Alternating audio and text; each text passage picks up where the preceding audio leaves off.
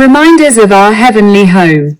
Thou, even thou, art Lord alone. Thou hast made heaven, the heaven of heavens, with all their host, the earth, and all things that are therein, the seas, and all that is therein, and thou preservest them all, and the host of heaven worshippeth thee.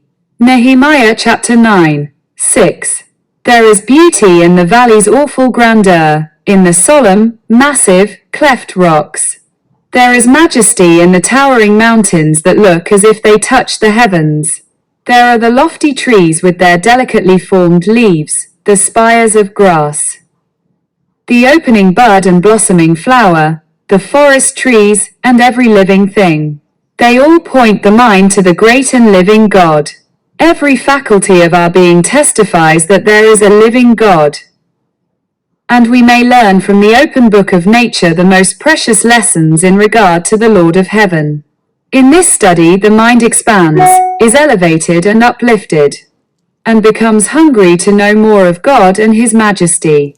We have awakened in our hearts feelings not only of reverence and awe, but of love, of faith, of trust and entire dependence upon one who is the giver of all good. And as I look at His marvelous works and see the evidences of His power, I instinctively inquire, what is man that thou art mindful of him, and the Son of Man, that thou visitest him? Psalm chapter 8, 4. All the greatness and glory of these wonderful things in God's house can only be appreciated as they are, in the mind. Associated with God and the future home of bliss He is preparing for those who love Him. While we talk freely of other countries, why should we be reticent in regard to the heavenly country? And the house not built with hands, eternal in the heavens.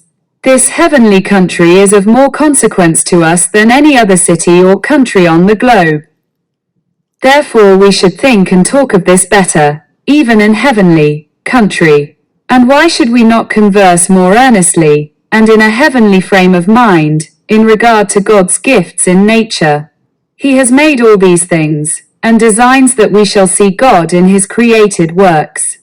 These things are to keep God in our remembrance and to lift our hearts from sensual things and bind them in bonds of love and gratitude to our Creator.